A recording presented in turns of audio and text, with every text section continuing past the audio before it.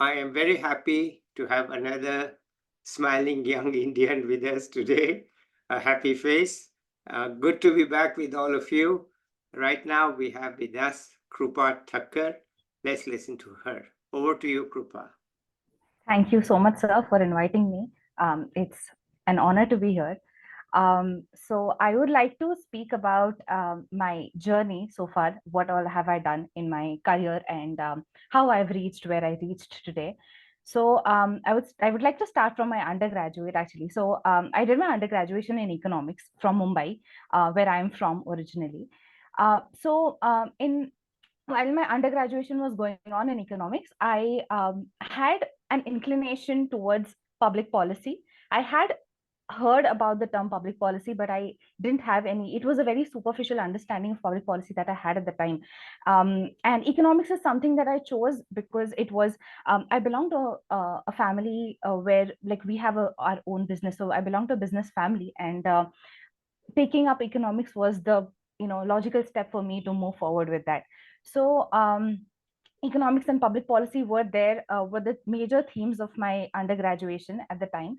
But after I completed my economics, my graduation in economics, I went on to work in digital marketing. I worked in digital marketing for more than 1.5 years. That is because, as I mentioned, we do have a family business, and at the time, I realized that everything had to go digital. Everything, all the brands were going digital. Everything that was traditionally was supposed to be was happening offline, was now moving online. And because I wanted to do something for my business, and I wanted to take it online myself, I realized that okay, I should be working in the field, and to gain some first-hand experience, and then I'll go about it. So I worked in digital marketing, after which that was my working period. After that got over, I did also I went on to I started teaching French at the time. I'll just briefly give you a very brief summary, and then I'll go into each aspect. So I taught French. I've been teaching for the past 3 years. Then I did a lot of certification courses from organizations such as CCS, which is Center for Civil Society in India. It's based in Delhi, VILAC, Swatantrata Center, etc. Then I went on to pursue my master's in public policy. I got associated with Students for Liberty, and I served as a local coordinator, then a regional coordinator. I'm also a recipient of their fellowship. Then, while again, recently I also got into the Frédéric Bastiat Fellowship at the Mercatus Center, George Mason University. So far, this has been my experience. So far, these have been the areas where I've involved myself in. To go back to my digital marketing journey, at the time, once I was working in digital marketing, after like 1.5 years, I realized that I had my bases covered. I had understood the basic that I had to do in order to transform my business, take my business digital. Interestingly, at the same time, I was also volunteering with this organization, which was a political organization. Um, now, as I mentioned earlier, I did not have any knowledge about public policy. But after I started volunteering with them, I started getting involved in a lot of on-ground activities that they used to do. So they used to do a lot of activities such as sanitary pad donation drives, or menstrual hygiene campaigns for women, be it employment drives for the youth, etc. Right. So that's when I realized that. So when I started engaging myself in these activities, when I started going on ground, I realized that there are people on top. They're sitting, they're making policies, but these policies are never reaching the grassroots. A lot of these women who could have been the beneficiaries of existing policies, they didn't even know about these policies in the first place. So that's when I realized that there's this gap which I would like to get deeper into, which I would like to study more. That's when I made the decision, also because my digital marketing hours were very uh, it was like strict working hours. So I, in spite of having these different interests, I was not able to at the time manage my uh, doing digital marketing as well as pursuing these interests of mine. So I decided to, because I had enough knowledge, I decided to leave that and move on to the next thing. Again, after having left that, I so because it was public policy related, I started doing a lot of certification courses, as I mentioned. So I did 4-5 courses with the Center for Civil Society, wherein I got to understand for the first time what public policy is, how it, how policies are formulated, how they're implemented, everything from start to the end. I also did policy and action fellowship with VILAC, in which I got the opportunity to work with a member of parliament from Andhra Pradesh. So we were working on a project for analyzing the finances of the Andhra Pradesh government, which is a South Indian state. For the past, at the time, we were analyzing for a period of 3 years, and how freebies and had an effect on it, and all the other sort of areas that were affecting the budget and the finances of the state. So that was again very interesting for me. After having done that, I also did a fellowship with it's called the Next Gen Advocates Fellowship with the Swatantrata Center. So, I mean, these things, when I started doing these things, I realized that, this is something that I want to go ahead with. This is the area that I want to pursue my career in.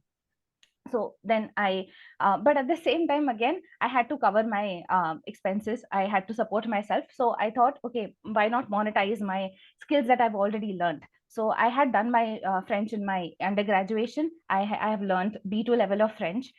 So I thought, okay, might as well use this skill and monetize. So I started teaching French to students who wanted to give exams, competitive exams such as DELF, TEF, who want to move abroad and settle there. So they need to give these exams. So I started teaching to them. I have been teaching for the past 3 years. I've trained over 80 students so far. So that was something that I was doing simultaneously along with these courses. Later on, I went on to do my master's in public policy. I'm doing my master's currently at Christ University. And along with that, so once that started, I was looking for, so I applied for Students for Liberty, because while I was studying, while I was doing these certification courses, I, I got to network with a lot of people. So once I got to network with these people, I realized that these, there were certain organizations that kept on, they were coming up again and again. So I looked into them. I realized that, okay, this is something that's really interesting for me. So I applied for Students for Liberty. I became their local coordinator last year. That is in 2022. And then later on, after that, 1 year, I served as a local coordinator. Last year, that is 2023, I became their regional coordinator for South India.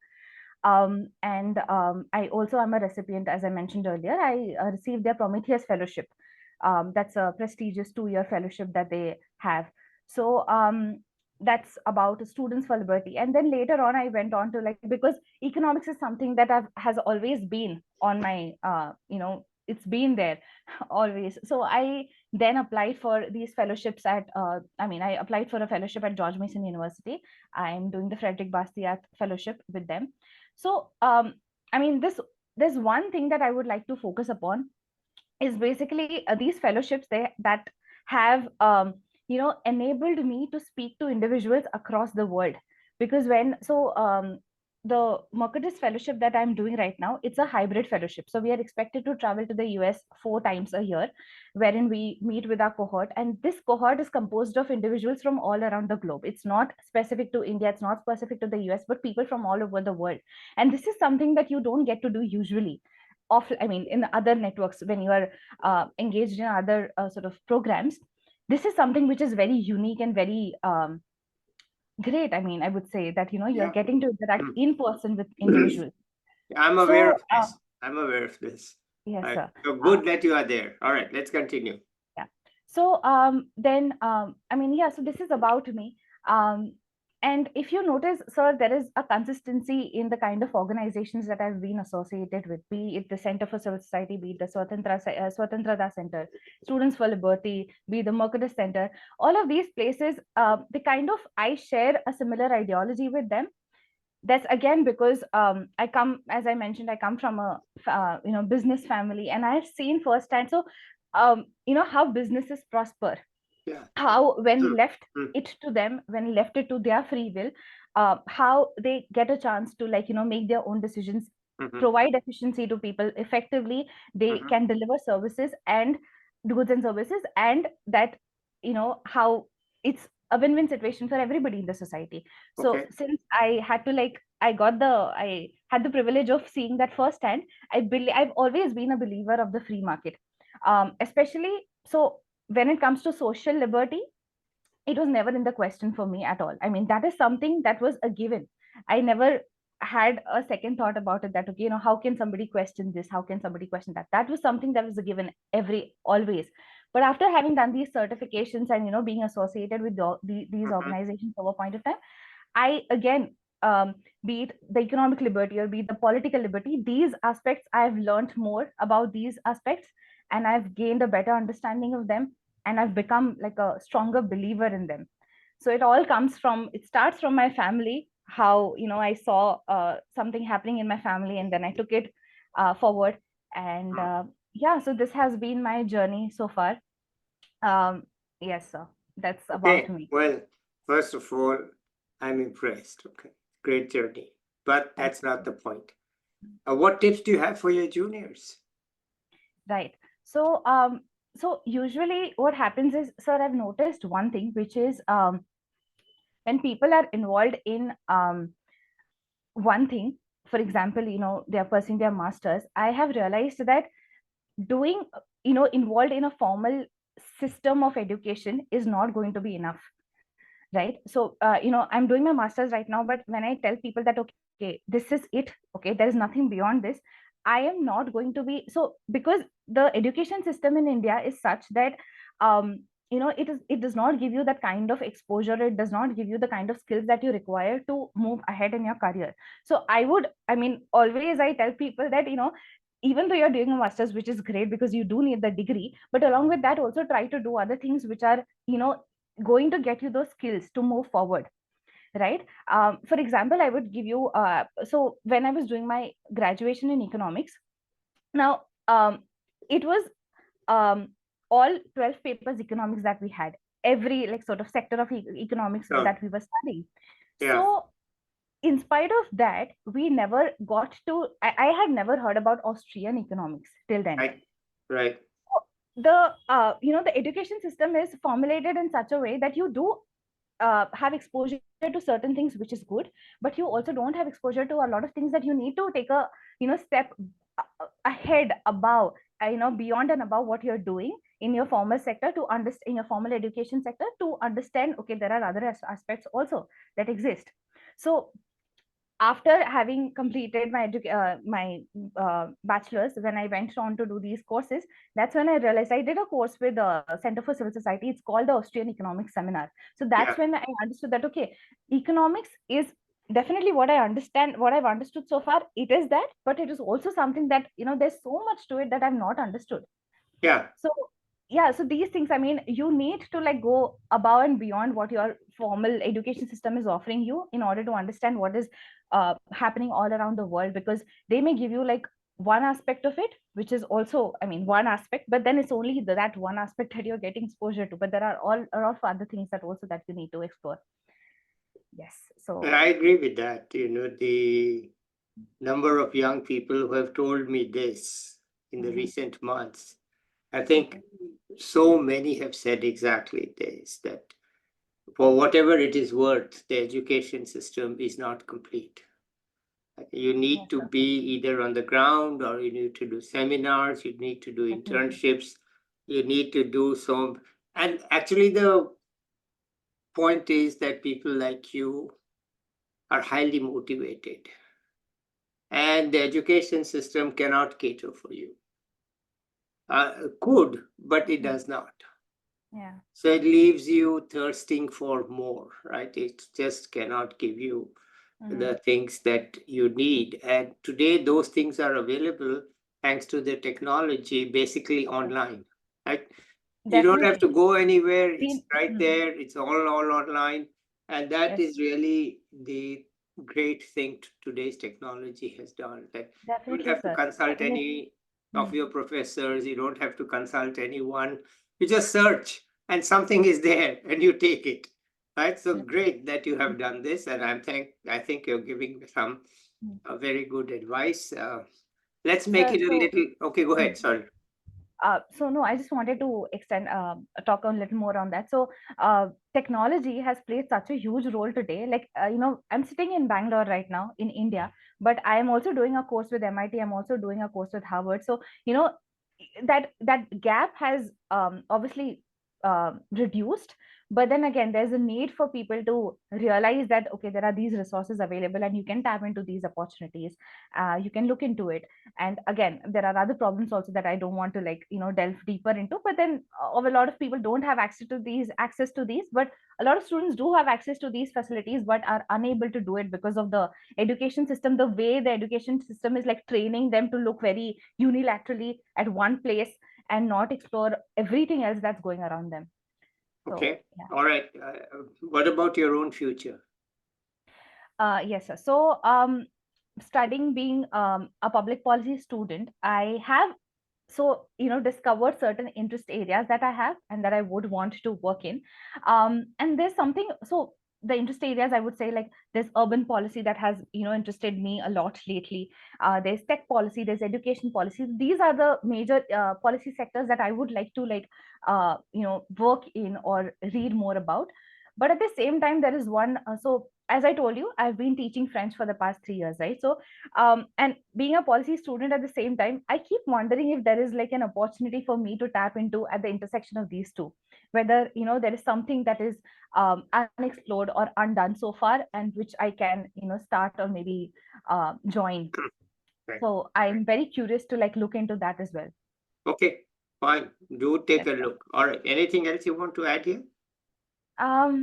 I think yeah, that's about me. But again, I would go back to my basic ideology that um, all of these organizations that I've been associated with, they have, if they have taught me one thing, that individual rights are so important and individual decision making, autonomy, agency is something that should not be sacrificed, be it at whatever cost.